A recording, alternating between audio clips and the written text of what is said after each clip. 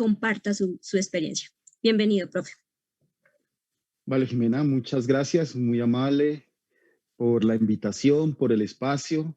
Muy buenos días para todas y para todos quienes nos acompañan a través de la transmisión y por supuesto un saludo muy especial a quienes nos acompañan aquí en esta mesa virtual, esta mesa hecha pantalla, a Oscar Pulido, a Mariate, a Lola, a ti Jimena y también a Marcela que nos, nos, nos apoya haciendo posible que todo esto funcione como funciona.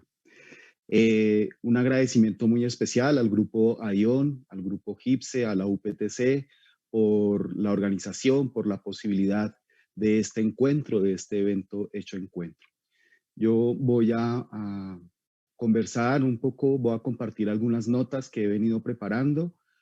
Algunas de esas notas han sido consignadas en el prólogo de un libro precisamente editado allí en la UPTC, con la colaboración de los dos grupos, de AION y de GIPSE, y que Oscar Pulido y Mariate han tenido la gentileza de invitarme a hacer este prólogo. Entonces voy a compartir algunas de esas notas alrededor de la infancia. Espero que ya se esté viendo la presentación, si no, por favor, me cuentan, ¿vale? Bueno, he querido titular esta intervención con este título, Infancia, más que metáfora, fuerza modificante, porque, bueno, generalmente cuando uno empieza a acercarse al concepto de infancia, como que uno lo piensa en términos de símil, de metáfora, como que representa otra cosa.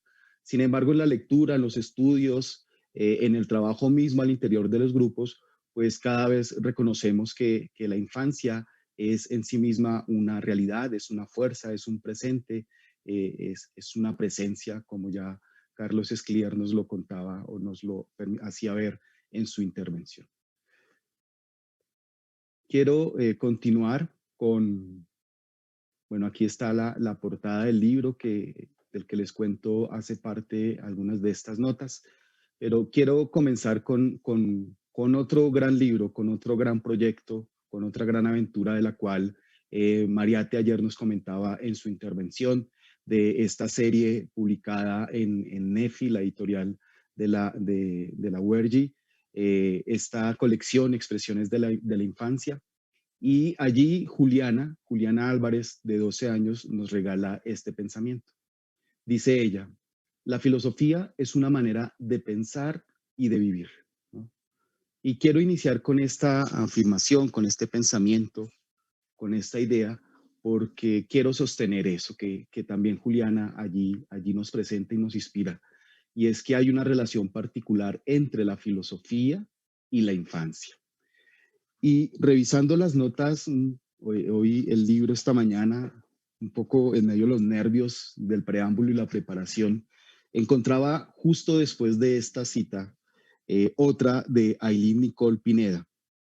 Y nos dice ella, también de una manera muy bella, aprender, ¿qué es filosofía? Filosofía es aprender a preguntar lo impensado. Aprender a preguntar por aquello que no nos hemos preguntado. Yo creo que eso nos pasa mucho con la infancia. No nos estamos tan habituados a ella que no nos preguntamos por qué es esto de la infancia. Y ayer con Walter, hoy con Carlos Escliar, Mariate también nos daba algunas pistas respecto a una diferenciación que podemos trazar entre la niñez y la infancia, una diferenciación que nos puede permitir ver con otros ojos y preguntar de otras maneras. Y es un poco esa, entonces, la línea que vamos a seguir. En esta primera parte hay una diferenciación que es clave para lo que voy a plantear, pero no me quiero detener en ello para tener un poco más de tiempo hacia el final, entre otras porque Walter también ayer ya nos anticipaba algo de esto, Mariate también, la cercanía con la lectura, digamos, ya identificamos algunas de estas diferenciaciones, entonces eso me permite ir un poco más rápido con ello. Y se refiere a tres maneras de pensar el tiempo o tres maneras como los griegos tenían de nombrar el tiempo. Tres maneras de habitar el tiempo, si se quiere. Uno de ellos es el cronos, ¿no? El tiempo cronológico, ese tiempo que es lineal, ese tiempo que se mide, ¿no? Por eso es un tiempo cuantificable, ¿cierto? Es un tiempo que, como ven allí en el retrato de Goya, se va consumiendo a sí mismo, se va comiendo a sí mismo, como Urano a sus hijos en medio del pavor, del temor, en medio de la prevención, ¿no? En medio de la aceleración. Es un tiempo que se consume, ¿no? Es un tiempo además que avanza hacia el futuro, por eso olvida rápidamente el pasado y casi que tiene una pelea contra la tradición, por ejemplo, ¿no? Porque necesita avanzar, tiene sus ojos puestos hacia adelante. Perdón. Una segunda manera de nombrar el tiempo que tenían los griegos es este del kairos. El kairos, que es el tiempo de la prudencia, que es el tiempo exacto, que es el tiempo que se identifica con la fortuna. Por eso ustedes aquí arriba encuentran los cuernos. No voy a sacar el señalador para no gastar tiempo, pero encuentran los cuernos de la fortuna, porque ese kairos es el tiempo exacto, el tiempo de la prudencia. Algunos otros lo identifican con la justicia, como este cuadro que ustedes encuentran acá, ¿no? Entonces, ese es una segunda manera, el momento de la oportunidad que una vez que pasa no vuelve a pasar. Por eso se identifica fácilmente con la fortuna. Y una tercera manera de pensar el tiempo tiene que ver con este concepto del aión, ¿no? Del cual también viene eón, ¿no? Que es un tiempo sin límites, ¿no? Es un tiempo que haya sentido en sí mismo. Si veíamos bien el Cronos como que ponía su atención hacia adelante, pues no, el aión pone la atención en el tiempo presente. Por eso es el tiempo de la presencia, por eso es el tiempo que no pasa, ¿no? Su sentido no está más allá de él mismo, sus propósitos no están más allá de él mismo.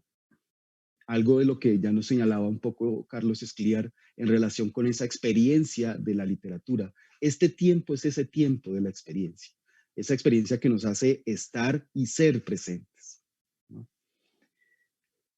Es el tiempo que conjunta todos los tiempos. Por eso este retrato tan hermoso, este grabado tan hermoso que nos permite ver esa idea, ¿no? El círculo representa los signos del zodiaco, los distintos momentos de ese periodo cronológico que llamamos año, ¿no? Y Aión está por fuera de él, porque Aión controla no sería una buena manera de decirlo, no solamente está por fuera de ese tiempo cronológico, sino que lo aborda en su totalidad, ¿no? Es el tiempo que consume, que tiene todos los tiempos. Por eso es un tiempo sin prisa, por eso es un tiempo que no pasa, que no se abandona y que no nos abandona. Es un tiempo que se habita porque es el tiempo de la presencia. Por eso este tiempo es el de hacerse presente, ¿no? Por eso en este tiempo se puede ser viejo y niño a la vez. Y por eso aquí es donde podemos inscribir esa noción de infancia, ¿no? Porque la infancia va a superar, sí, a superar las etapas, las etapas de la vida, ¿no? La infancia se puede conservar, se puede mantener, se puede vivir tanto, se puede experimentar tanto en la niñez como en la vejez. Es algo que atraviesa toda nuestra existencia. Es el tiempo eterno, también representado en esa imagen imperecedero, ¿no? Por eso es un tiempo no de cantidad, sino más de cualidad, de calidad, de intensidad, como lo veremos un poquito más adelante.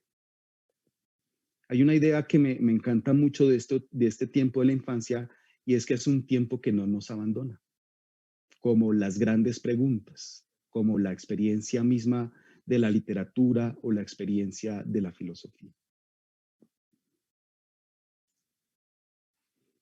Aquí quiero retomar a un autor que quizás conocemos o hemos leído bastante, que es Foucault.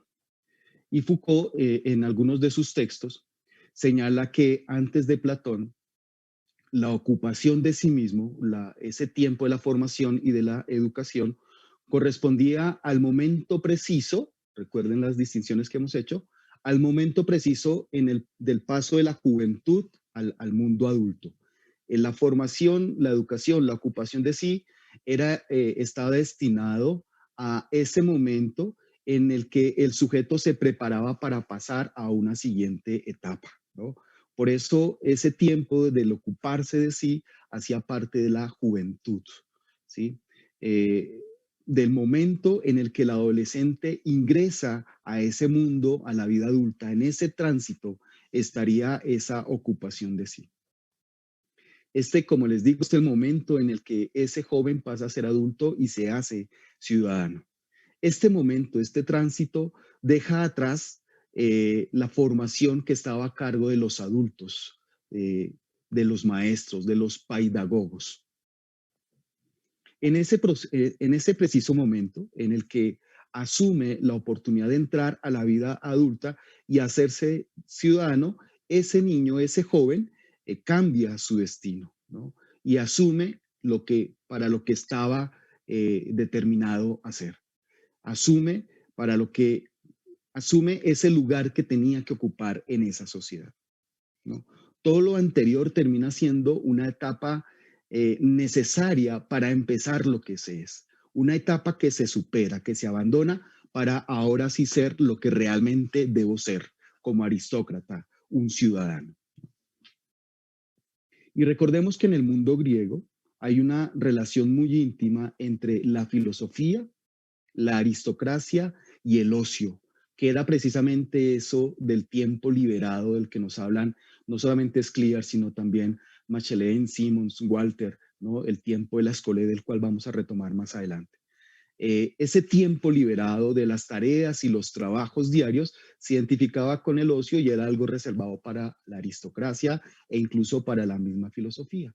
Sin embargo, aquí aparece un personaje fundamental, ¿no? Y es Sócrates, ¿sí? Porque después de Platón, con Sócrates, y esa quizás es su más importante lección, si queremos decirlo, después de Sócrates, la filosofía no es algo que tenga que dejarse para un momento preciso, para un momento que se abandona, sino que esa ocupación de sí, que significa la filosofía, es algo que atravesará toda la vida, estará presente durante toda la existencia. Es decir, el ocuparnos de nosotros no es solamente una cuestión de un momento determinado como preparación para otro momento, sino que la ocupación de sí es algo propio, algo que nos debe o que nos acompaña permanentemente, y eso es lo que nos muestra Sócrates, ¿no? De hecho, bueno, no me puedo extender mucho en estas cuestiones, pero cuando recordamos el diálogo con Alcibiades es precisamente eso lo que le está recriminando Sócrates a Alcibiades. Si por el hecho de ser hijo adoptivo, está bien, del gran dictador de Pericles, si, de la gran aristocracia, si solamente por ser heredero de la aristocracia, con ello ya estaría legitimado y preparado para ser un gobernante. Y lo que hace Sócrates alrededor de su diálogo, muy hermoso además, es mostrarle que no, ¿no? Mostrarle incluso que lo que dice saber no lo sabe y que si quiere gobernar a otros, primero tiene que gobernarse a sí mismo. Y para gobernarse a sí mismo debe estar gobernado por otros, debe pasar por ese gobierno de los otros, etcétera. En fin, perdón. Eh, el hecho de ser de la aristocracia no lo hace en sí mismo ya, o no lo habilita en sí mismo ya para gobernar a otros, sino que debe prepararse, debe ocuparse de sí permanentemente. Y esta es, insisto, una de las grandes enseñanzas de Sócrates o el gran lugar de Sócrates en el pensamiento occidental y, si nos lo permiten, también de la filosofía. Todo esto entonces nos permite hacer coincidir o ver cómo coinciden mejor la filosofía con ese tiempo aiónico, con el tiempo de la infancia. Y es un poco entonces lo que quiero señalar a continuación para detenerme en ese concepto, en esa noción de la infancia, con algunas características o algunas claves o algunos puntos que ya han venido como saliendo en algunas discusiones que también hemos leído en otros textos y en algunos otros autores como Walter Cohen. Walter Cohen aquí en este libro del cual hablábamos ayer en la entrevista, Paulo Freire más que nunca, eh, emplea la noción de infancia para hablar de Freire. Uno de los 5 tópicos que emplea para hacer el abordaje, el estudio de Freire es el de infancia. Y en la primera línea dice lo siguiente, esa cita que ustedes encuentran ahí en primer lugar. La infancia no es algo a ser educado, sino que es algo que educa. La infancia es algo que educa. No es un objeto a ser modelado, ¿no? Sino que la infancia es potencia. La infancia se vincula con la filosofía, con la pregunta, con la curiosidad, con la sospecha. La infancia, como lo veremos, es algo que posibilita la experiencia misma del aprender, la experiencia misma de la comunidad y de la educación. Si la infancia es movimiento, como nos lo decía ayer Mariate, si no es estadio, perdón, si la filosofía es movimiento y no estadio, si es una manera de ser y de estar y no solamente o no es un lugar, si la filosofía es una actitud y no un periodo, no una etapa de la vida, si la infancia es fuerza más que producto, entonces más que formar la infancia como a un objeto, ¿cierto? Se debe estar atento a ella y cultivarla, sobre todo eso, cultivarla tanto en nosotros como en nuestra relación con los otros. Y allí la educación va apareciendo. La infancia no es algo que sea ajeno. La infancia no es algo externo. Por eso tiene que ver con la experiencia. La infancia es propia. La infancia es íntima y como íntima también compartida, porque la intimidad está poblada de la presencia de otros. La intimidad está tejida por múltiples subjetividades que nos han hecho o hacen posible ser y sentir como sentimos y como somos. Por eso entonces la infancia es algo que ha de ser cultivada conjuntamente. Como ya señalábamos, la infancia es ese tiempo del ayón o pertenece a ese tiempo del ayón. Por eso la infancia atraviesa toda la vida. Por eso se puede mantener la infancia en la vejez o en la niñez. La infancia, por eso es una actitud. Es un estado permanente que se nutre de la curiosidad y de la sorpresa. Es una manera de habitar la pregunta y posibilitar el aprender.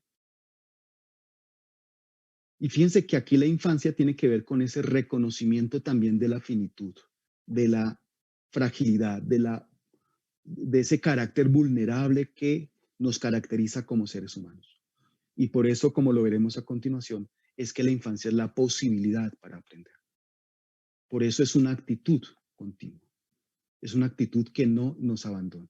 O al menos que no podemos permitir, o no nos podemos permitir darle la espalda. Por el contrario, es algo que es necesario cultivar.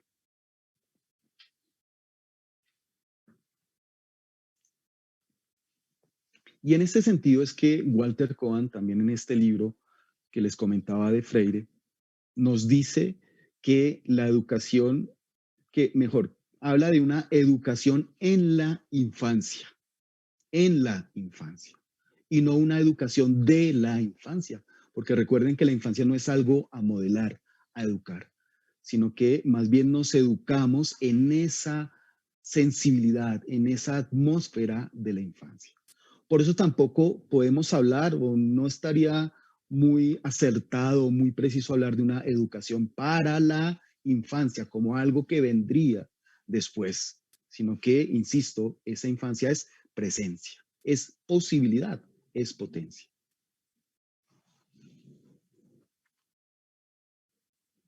De hecho, ese carácter de infancia, ese carácter de infantil es necesario, como ya lo anticipaba, y soporte para la educación, para el aprender y para la filosofía misma, ¿no? Y esto no es cliché, esto no son palabras de más, sino que si nos detenemos a verlo detenidamente, en realidad es así. En realidad el aprender requiere de ese deseo de saber. En realidad, el aprender requiere de esa actitud de curiosidad y de sorpresa, así como del reconocimiento de las propias limitaciones. Si yo no me reconozco finito, si yo me reconozco como completo, como que ya tengo las respuestas, pues no voy a ir a buscarlas en ningún lado. Y no ir a buscarlas no solamente es inmovilidad, no solamente es quietud, sino que también abandona la posibilidad de toda búsqueda y por tanto la posibilidad de todo aprender. Por eso el aprender está sustentado en la pregunta, en la sospecha, ¿no? En la curiosidad, no en las respuestas ni en las certezas, aunque se derive de ello, ¿no? Pero no es allí donde está la fuerza del aprender, donde está la posibilidad del aprender.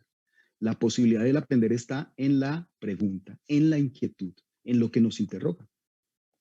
Por eso la infancia no solamente es la posibilidad del aprender, sino de la educación, del aula, de la escuela, ¿no? Esa necesidad de ponernos en manos de otros, de abandonarnos porque nos reconocemos finitos, limitados y necesitamos de alguien, ¿no? Salir al encuentro de alguien. Y eso es un aula, ¿no? La infancia es el combustible de la escuela, es el combustible del aula, es el aire que se respira en la escuela. Es fundamental reconocerse en esa fragilidad, por lo que estamos diciendo. No solamente reconocer la fragilidad, sino reconocernos en plural y en singular, en esa fragilidad. Porque es ese reconocimiento el que nos conduce a dejarnos guiar por otros, a escuchar a otros, a abandonar el lugar de seguridad en el que estamos para ir al encuentro de esos otros y de eso otro, ¿no? Por eso, insisto, la infancia, la duda, la sospecha, la, eh, el reconocimiento de esa vulnerabilidad, de esa fragilidad, de esa finitud, no solamente es la posibilidad del aprender, sino que es la base de toda posibilidad de educación y de filosofía. Por eso decía que no es un cliché, es en realidad, creo, es la fuerza, es el motor. Por eso infancia es una actitud. Además, fíjense esto, la infancia habla de esa particular disposición. Entonces la infancia no solamente es una actitud, sino también disponernos, disponer, ponernos en manos de otros, por ejemplo, ¿no? Una disposición necesaria para ese aprender. Lo otro, la ausencia de infancia, si quieren, puede ser otra cosa, pero no sé si sea educación, no sé si sea esa experiencia del aprender. En ausencia de infancia quizás podamos hablar de instrucción, ¿sí? De transmisión de información, quizás de comunicación, aquí quizás esté diciendo de manera muy torpe, pero quizás solamente una manera, una transmisión de información, pero no sé si eso necesariamente sea educación. Para que podamos hablar de educación, creo que necesitamos contar con esa disposición de querer aprender, de ponernos en manos de otros y por tanto ser afectado por eso otro. Es lo que hace Sócrates con quienes le escuchan, ¿no? Hace ver que en realidad esos que le escuchan no saben lo que dicen que saben. Es lo que hace, es el ejercicio mayéutico que quizás conocemos o hemos escuchado. Pero aquí hay algo curioso que quería señalar, y es que ese reconocimiento de que no saben lo que dicen saber, no es porque Sócrates se los señale, se los tache, ¿no? Les diga, oh, usted es un incapaz, ¿no? Y yo soy el que sé, no, no es en ese sentido, sino que ese reconocimiento de que no se sabe, eh, es más bien una experiencia por la cual atraviesan esos interlocutores de Sócrates. No es que Sócrates se los muestre, no es que Sócrates les explique, ¿sí? O les señale sus errores, sino que en medio de la conversación, en medio del encuentro de esos interlocutores, estos interlocutores logran detenerse, hacer un pare, darse la vuelta, ¿no? Prestar atención a lo que dicen saber y reconocer que en realidad aún les falta o lo desconocen. Entonces, lo que hace Sócrates es invitar al otro, a la otra persona, a que se detenga, preste atención y se reconozca. Por esto, el tiempo de la infancia es un tiempo de encuentro consigo mismo para entender mejor lo que se es. Por eso el tiempo de la infancia será un tiempo de atención, de ocupación de sí. La infancia, insistimos en esta idea, no es algo que pase, que se deje atrás, sino que la infancia es algo que se cultiva, ¿no? Que se ha de cultivar.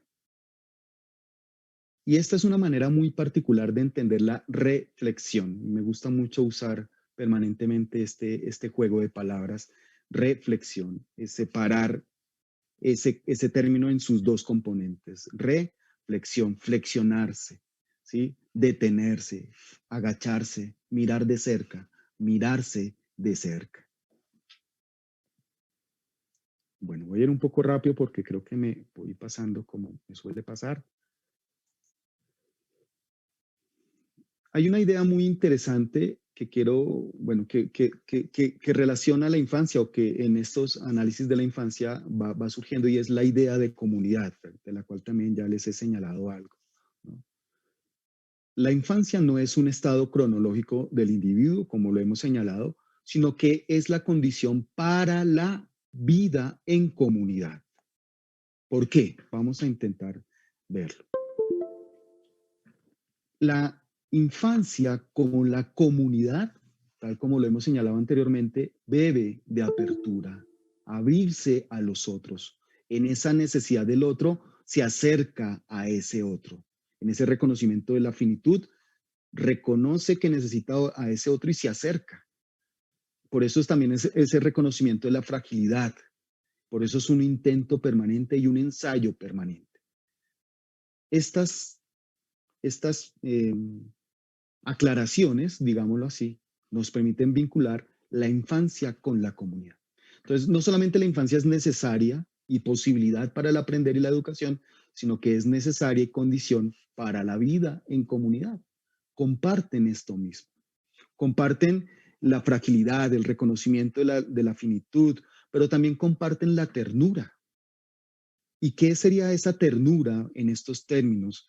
Pues la ternura no es otra cosa sino que abrir el corazón, entregarse a ese otro, dejarse tocar por ese otro, poner la sensibilidad a pleno para salir al encuentro de ese otro.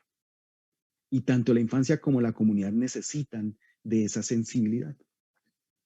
Pero también es inocencia, la infancia es inocencia, ¿cierto? De hecho, se le identifica rápidamente con esa palabra, inocencia.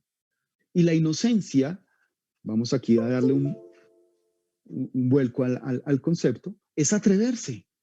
La inocencia es atreverse. ¿Y por qué es atreverse? Porque no solamente es reconocer la finitud, romper con esos egos que a veces nos cuestan tanto y nos pesan tanto, reconocer, por ejemplo, que nos equivocamos, que erramos, que no nos las sabemos todas, que no tenemos las respuestas, y es atrevernos a preguntar, ¿no? Por eso la inocencia es ese atreverse a expresar que no se sabe, ¿cierto? Pero también ese atreverse a confiar en el otro que tanto caracteriza a los niños, ¿sí? El abandonarse al otro sin prevención, sin miedos, sin límites, porque no conciben la maldad, no cabe la maldad, o no visualizan esa maldad en el otro, o a la maldad, si quieren, le anteponen otras cosas. La necesidad de cercanía, la necesidad de vínculo, la curiosidad, la sospecha, y entonces lo que en el mundo adulto entendemos como maldad, como que queda en un segundo plano. Y creo que la comunidad también necesita mucho de eso. Creo que nuestras comunidades y nuestro país necesita de eso. De hecho, creo que carece de ello. Y por eso la desconfianza permanente. Por eso el señalamiento continuo. Por eso ese distanciamiento frente al otro. Entonces, creo que aquí, en estas dos notas, tanto la ternura como la inocencia, nos permiten ver que la comunidad, la vida en comunidad, está embebida de infancia. Todo esto nos permite pensar en el aula atravesada, nutrida de infancia, un aula que es comunidad, ¿no? Y por tanto, como comunidad es diferencia, es posibilidad, y como diferencia y como posibilidad también es creación. El aula está poblada por la diferencia, pero también de fragilidad, de necesidad, de ternura, de confianza, de amor y de amistad. Todo ello está presente en el aula y el aula lo permite. Por eso me parecía maravillosa la manera como Escliar lo hablaba en términos del refugio, ¿no? Ese refugio, esa separación de los tiempos y de los espacios para poder dar lugar a estas cosas que difícilmente en la aceleración del mundo productivo encontramos y de hecho desconfiamos, ¿no? La ternura, la fragilidad, la confianza. Uno en el mundo productivo, en el mundo de la competencia, no puede mostrarse frágil, ¿no? Debe mostrarse, por el contrario, capaz de todo, ¿no? Emprendedor, ¿no? Capaz de superar cualquier dificultad. ¿No?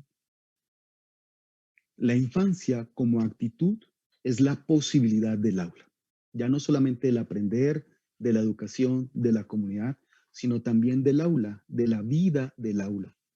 Les decía, es el aire que se respira en esa atmósfera que llamamos aula.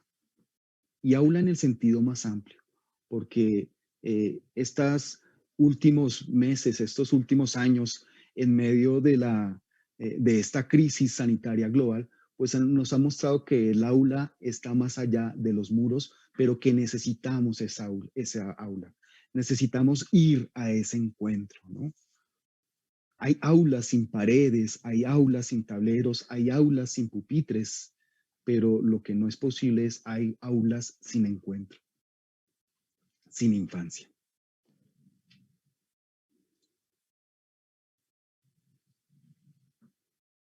Voy a ver si alcanzo con estas últimas dos notas. Uno es el que tiene que ver, que podemos relacionar la infancia con la acción política, ¿no? Porque la infancia también es eso. La infancia también está cargada de ello. Y quienes hemos trabajado con niños, con niñas, quienes hemos tenido el contacto, el vínculo cercano en espacios educativos con niños, con niñas, quienes tienen la posibilidad de ser padres o madres o los sobrinos, en fin, todos cuando tenemos contacto con los niños, sí que sabemos de la capacidad de indignación de estos chiquillos, ¿no? De estos niños y niñas, ¿no? Cuando algo no les gusta, sencillamente lo expresan, ¿no? Son capaces de manifestarse, ¿no? No temen a ello. La indignación y la desobediencia, ¿cierto? Es algo propio de la infancia. Y esta desobediencia entendida como esa indisciplina o si quieren como insumisión, no someterse, ¿no? Pero no someterse al capricho. Bueno, usualmente pasa, pero no es por allí por donde va la cuestión, digamos, de la potencia misma de la infancia, ¿no? Este carácter de ser capaz de, o no temer, mejor, a salir de la norma si no se está de acuerdo con ella. Y creo que allí es donde rompería con eso del capricho. No es una cuestión caprichosa, ¿no? Sino que es una decisión de salir de lo habitual cuando no se está de acuerdo con ello.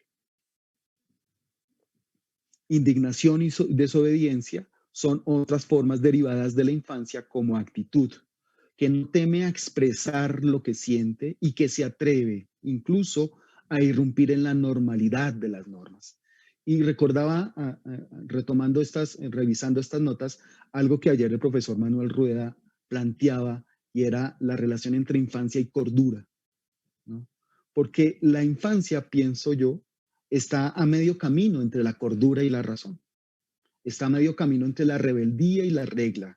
Está a medio camino, si quieren, entre la imprudencia y lo habitual.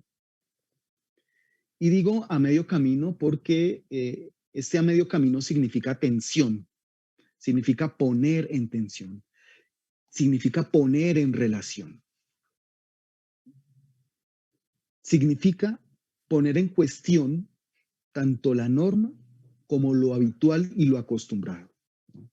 Y ojo que aquí poner en cuestión no es rechazar, no es anular, eh, no es desechar, sino que poner en cuestión es justamente eso, interrogar. Esa es la capacidad crítica que tanto se replica, pero que se desdice, digamos que se dirige hacia otros lugares más cercanos a la producción de información y no la crítica en este carácter de interrogante, de interrogación, de cuestión, de tensionar, ¿no? Un cuestionar que hace ver la provisionalidad y la necesaria revisión de eso que se dice saber. Recordemos a Sócrates, de eso que se cree, de eso que se acepta como normal, como habitual, como normalizado. Por eso esta cuestión, este cuestionar, perdón, este interrogar que deriva de la indignación y la desobediencia, tiene que ver con la atención. Otra vez conectando algo de lo que señalábamos anteriormente. Volviendo otra vez a Foucault, bueno, pero antes de Foucault, permítame mejor hablar de Nietzsche, porque a este pensamiento intempestivo, a esta curiosidad, ¿sí? Se refiere al mismo Nietzsche, ¿no? Un pensamiento que es interpelante, que es inquieto, que es rebelde, que es inactual, ¿no? Esa intempestividad se caracteriza por su inactualidad. Y nuevamente inactualidad, no porque, digamos, no en términos negativos, ¿no? Sino inactual porque es capaz de salirse de su tiempo coyuntural para ver de otras maneras e irrumpir de otras maneras. Recuerden un poco el grabado de Ayón, ¿no? Por fuera de los signos del zodiaco. Creo que esa imagen nos ayuda un poco acá para entender ese carácter insubordinado del pensamiento intempestivo y, si me lo permiten, de ese pensamiento infantil para seguir en este ritmo. Y ahora sí, entonces, hablemos de Foucault, porque Foucault habla en uno de sus últimos textos, en uno de sus últimos cursos mejor, sobre el coraje de la verdad. Y a ese coraje de la verdad le da un nombre o lo identifica con un nombre utilizando un término griego que es parresía, ¿no? El atreverse a decir la verdad, ¿no? Y entonces, aquí yendo muy rápido con esto porque el tiempo se me viene agotando, este coraje de la verdad nos permitiría hablar de un coraje de la infancia para hablar de esa relación entre infancia y la acción política y lo político. Sumado a ello, entonces, fíjense que la infancia no es solamente un encuentro, comunidad, sino que también es búsqueda, ¿no? La sospecha, la pregunta, bueno, en fin, todo lo que hemos venido señalando. La infancia como curiosidad, como sospecha, es indagación, es exploración y es descubrimiento. Por eso Walter Cohen habla de esa infancia como una búsqueda que ofrece significados y sentidos, como una manera otra de ver, una manera otra de pensar, permite configurar otras formas de ver. Y nuevamente Scliar también da una pista muy hermosa sobre esa noción de leer desde Hanke, como el levantar la mirada, ¿no? El ver, el mirar de otra manera, que es lo que nutre, posibilita la lectura. Voy a ir terminando con esto por cuestión de tiempo, eh, porque creo que es una idea muy interesante, muy potente, y es el carácter de intensidad de la infancia, porque la infancia, como ese tiempo que no pasa, que permanece, no lo podemos medir como en pequeños estancos, en pequeños segmentos, porque es intensidad, es fuerza, es potencia, ¿no? Tiene que ver con la intensidad de la vida, con la intensidad de cada momento, por eso tiene que ver con la experiencia. Es un estar atento a lo que pasa y a lo que nos pasa, experiencia, ¿no? Y esta atención a lo que pasa y lo que nos pasa es todo lo contrario a entretener, a entretenimiento, ahí como aparece en la diapositiva, separadas estas palabras. Entretener, tener entre. ¿no? Porque a veces este entretener, y aquí recurriendo un poco al seminario de Heidegger sobre qué es pensar, este entretener lo podemos asimilar al adormecer, a un cierto letargo, ¿no? A un adormecimiento, a un relajamiento, ¿no? Y cabe, y me parece importante señalarlo acá, porque a veces en medio de nuestra relación con la infancia o nuestra relación con la niñez, eh, listo, ya voy a ir terminando por acá con estas dos ideitas. Eh, este entretenimiento, esta relación con la niñez, eh, nos desvirtúa otro concepto fundamental que es el de lo lúdico. Lo lúdico es distinto al entretenimiento y a la pura diversión. No es la diversión por la diversión, ¿no? Lo lúdico tiene que ver con el carácter creativo, con la creación, con la imaginación, con la invención. Y estas son cosas que se preparan, se nutren, se va formando, no caen del cielo, ¿sí? No es por generación espontánea, ¿no? Y creo entonces que aquí esta nota de intensidad de la infancia nos permite repensar o pensar nuestra relación en el aula, la relación que proponemos con el conocimiento y la relación que proponemos, por ejemplo, con la lectura. Bueno, yo quería leer un fragmento, pero creo que vamos a ir dejando por acá para dar espacio a las preguntas, a los comentarios y bueno, me disculpan extenderme un poquito. Muchas gracias, profe Óscar Espinel, por compartirnos esta intervención. Vamos a hacer como a presentar algunos comentarios de felicitación y de aprecio hacia tu trabajo que nos comparten nuestros asistentes que nos acompañan. Entonces voy a presentar.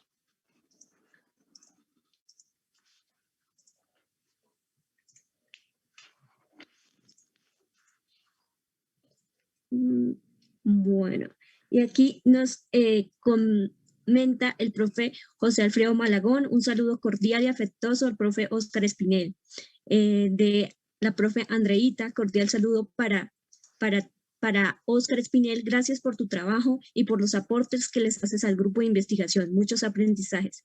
Filosofía y más con Zavala. Excelentes aportes para nuestro trabajo pedagógico. Gracias. La profe Mariate nos envía este comentario. Óscar, un saludo cariñoso. Gracias por tu presencia, tus palabras, siempre inspiradoras, animan muchas cuestiones.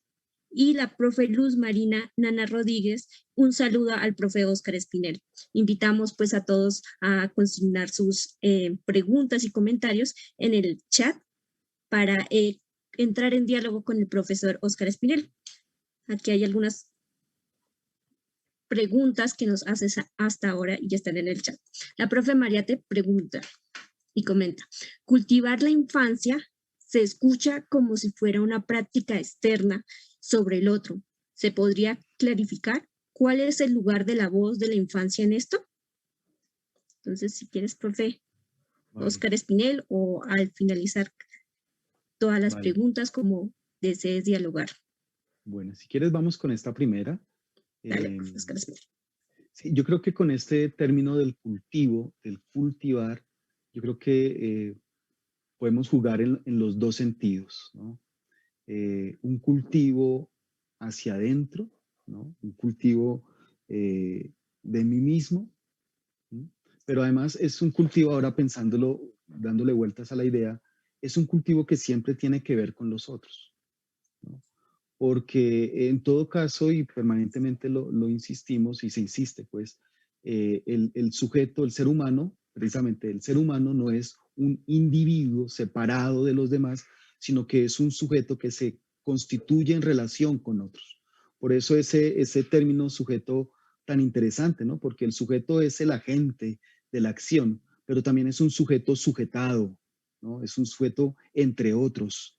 Y entonces esta idea de cultivo tiene que ver con esa constitución del sujeto en relación con esos otros. Pero aquí viene la otra parte de la cuestión, ¿no? Es una relación con los otros, es una exteriorización, es una relación que se extiende hacia los demás, ¿no? es una relación que necesita de los otros, pero también que actúa sobre los otros, ¿no? Entonces, allí creo que en esa palabra del cultivo, en ese concepto del cultivo, encontramos la gran complejidad del ser humano y por tanto la gran complejidad de la educación. Algo que tiene que ver con lo que somos y nos constituimos, pero que necesita de esos otros, por un lado, y a la vez algo que constituye esa otredad, que configura la sociedad, que configura los lazos a partir de la constitución o a partir del aporte que cada quien realiza a esa conjunción.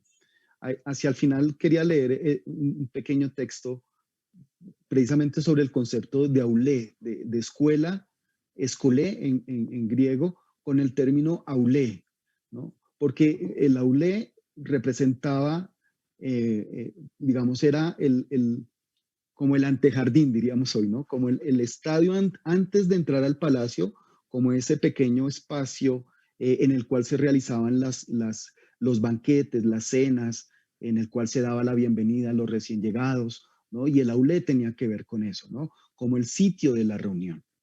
Pero aulé tiene un segundo significado muy, muy interesante y es, en el latín empieza a traducirse como lo que nosotros llamaríamos la olla, una olla, un recipiente. Y en ese, fíjense que cuando uno cocina, ¿no? Cuando se cocina, claro, todos los elementos se ponen en conjunción, pero la maravilla de la cocina es que cada elemento eh, conserve su singularidad, que aporte desde su singularidad, que aporte al sazón desde lo que es cada uno de esos elementos. Entonces es conjunción, pero a la vez también singularidad, aulé como recipiente. Y esto mismo se ve reflejado en una tercera acepción de aulé, que es el de interpretar un instrumento. Cada nota suena distinto y precisamente esa distinción es la que permite la armonía.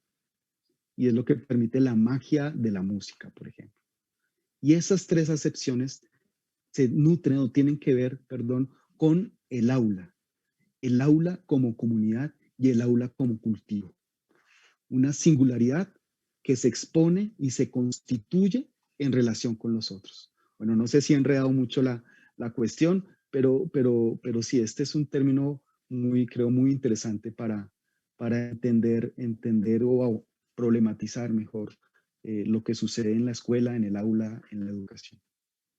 Listo, profe. La profe Liliana Andrea Maniño Díaz eh, comenta y pregunta, mucha admiración por tu trabajo en la lógica de la infancia como un encuentro consigo mismo. Podemos decir que la infancia es conocerse a sí mismo, es un estado de conocimiento sobre sí. Sí. Yo aquí iría otra vez a Foucault, por ejemplo, cuando separa el notis autón, el conócete a ti mismo por el cual conocemos a Sócrates, de la epimeleia de Atou, ¿no? El cuidado de sí. ¿Por qué? Porque, digamos, ese cuidado de sí no nos podemos, no nos podemos digamos, perder en ese sentido que asume el sí desde la modernidad, desde la individualidad, sino que ese sí, recuerden, tenemos que recordar, tiene que ver con esos otros. Ese sujeto se construye en relación con esos otros. Entonces, ese cuidado de sí significa inmediatamente es cuidado de los otros. Y a su vez, el cuidado de los otros implica necesariamente el cuidado de sí. Y eso es lo que hace Sócrates, que lo dijimos aquí un poco de manera muy rápida, pero le dice, ok, usted quiere gobernar a otros, ¿verdad? Bueno, pero primero tiene que cuidar de usted mismo. Usted no puede gobernar a otros si no se gobierna a sí mismo.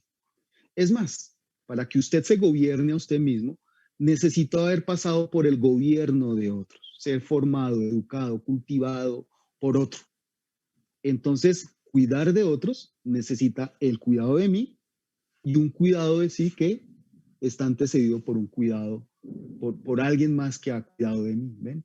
O sea, hay una interacción permanente. Entonces, volviendo a la pregunta, este cuidado de sí significa, requiere, y no puede ser de otra manera, del cuidado de los otros. A la vez que cuidar de otros requiere del cuidado de sí. Fíjense que es lo que Carlos Escliar nos decía anteriormente con la lectura. No puedo despertar, no puedo animar, no puedo inspirar, no puedo invitar a algo de lo cual yo mismo no estoy convencido. No puedo decir yo hacer que otros amen la lectura si yo primero no amo la lectura. No puedo despertar el interés, la cercanía con el estudio si yo mismo no soy un sujeto estudioso, si no he cuidado de mí. Como profesores y profesoras permanentemente lo hacemos.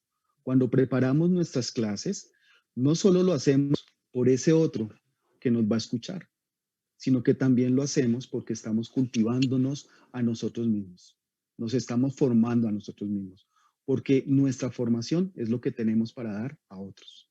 Creo que dándole más vueltas a la cuestión, por allí podríamos como seguir pensando en torno a esto que Andrea nos propone y de paso, bueno, también un abrazo para Andrea y para María.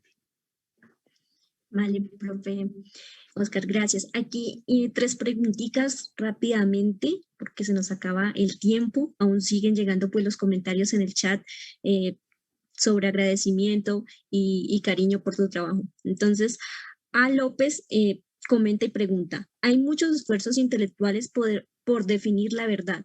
Definir la infancia desde la mirada que ha planteado es acercarse a un concepto de la verdad. Yo creo que lo que nos muestra la relación infancia-filosofía es que tenemos, bueno, hablar en deber ser no me gusta mucho, digamos, pero creo que nos muestra es la necesidad, quizás no de divorciarnos, o quizás sí, pero más bien de tomar con cautela y con sospecha esa pretensión de certeza, ¿no? Creo que sin dejar de lado, bueno, y esto nos llevaría a otra discusión muy amplia sobre las nociones de verdad, pero creo que lo que podríamos plantear desde esta relación filosofía-infancia es la necesidad de centrar o quitar del centro la cuestión de la verdad para ponerla en la pregunta, en la inquietud, en el interrogante. Entre otras, porque eso que llamamos certeza, eso que llamamos verdad, es hija, es heredera de la pregunta, está antecedida por la pregunta. Lo que ha pasado con la modernidad o con nuestra manera de relacionarnos con el mundo y con el conocimiento es que hemos no solamente solapado esta relación, sino que hemos olvidado la pregunta y nos centramos en la respuesta, en la certeza. Entonces, volviendo a la pregunta, creo que quizás más bien lo que nos hace ver esta noción de infancia es que la curiosidad, la sospecha, la atención es algo que hemos de cultivar y que hemos de estar permanentemente atentos a ella. ¿Para qué? Para cuestionar, para revisar esas verdades que van apareciendo de época en época, de momento en momento. Esas creencias que se constituyen en esos regímenes de veredicción a partir de los cuales nos constituimos como sujetos. Vale, profe Oscar Espinel, muchísimas gracias. Aquí hay dos preguntas que me gustaría pues compartirlas y que nos des pues ya el cierre pues de este espacio. Y bueno, Karen Alexandra Gutiérrez Amaya dice, gracias, profe Oscar, por las reflexiones compartidas. ¿Se necesita más infancia en la vida en comunidad? ¿Qué aporta la infancia en esta? Y vuelve Andreita a hacernos aquí una pregunta. ¿Cuál es la relación entre el cuidado del otro y la infancia? Entonces, profe Oscar Espinel, para que... Vale, Jimena, muchas gracias. Sí, yo también estoy totalmente de acuerdo con Karen. Yo creo que nuestras comunidades, nuestros tejidos sociales, nuestra relación con lo otro y con los otros necesitan de más infancia. Iba a decir necesitan de infancia, pero sería redundante porque la comunidad se nutre de infancia por lo que hemos señalado.